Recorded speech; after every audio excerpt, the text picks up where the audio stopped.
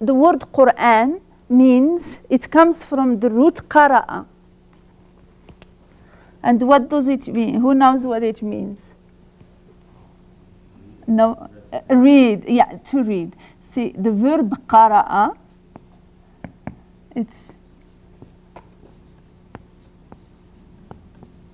is to read, okay? I'm going to simplify things because I don't want to go into. If you take the verbal noun, the act of reading, okay, is qira'a. And that's what I was telling you about, just the reading of the Quran. This is reading. Now, we have this word which is Quran. Now, this is reading. Then what does this one mean?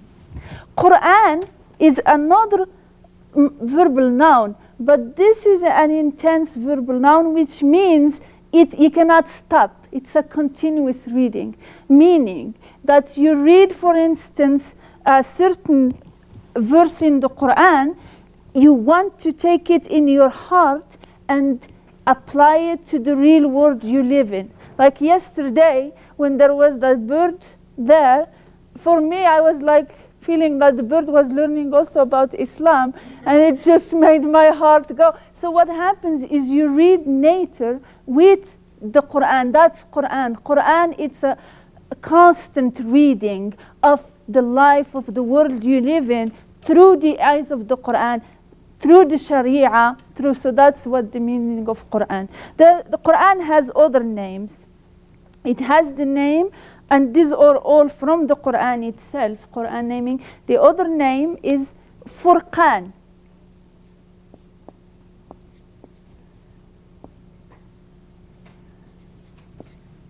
And Furqan comes from the verb faraqa, is to split or to divide things. But this is called discernment. It's like a balance.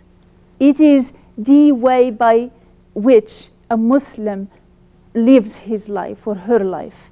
Okay? Some other names of the book refer to the fact that it contains all Islamic doctrine and in fact the root of all knowledge. That's the Quran is thus also known as Al-Furqan, literally meaning discernment. That is, that which enables the human being to distinguish between truth and falsehood, good and evil.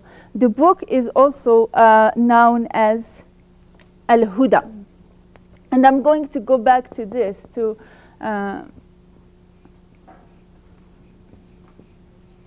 Huda, and a lot of Muslim women have the name Huda.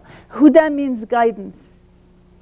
Okay, so it comes from the Quran, and if you go to chapter 2, verse 1, that's where it's named Huda. Al-Alif Lam Mim ذلك الكتاب لا ريب فيه هدى للمتقين. So that's where the word Huda is mentioned.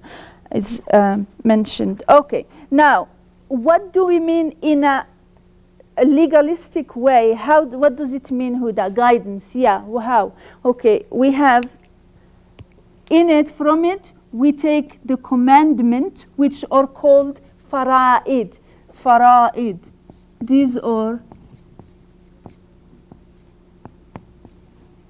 fara'id, or the things that you're commanded to do, obligations, prayer, fasting, zakat, all those things that a Muslim do are derived from the Quran. Specifics come from hadith, but the root, that's why we have Quran as asl. That's in Islamic law, the usul, asl, the Quran is an asl. That means it is the source from which we derive the law. So the law consists of two things. I mean, this is it generally speaking. Fara'id, those are the commandments, and hukm, or obligations. So we have, and hukm. Those are rules, and hukm or the moral and legal precepts of the religion. So we have fard, fara'id is the plural, and singular is fard, obligation or command. Hukm is the moral and ethical precept, and the plural of hukm is ahkam.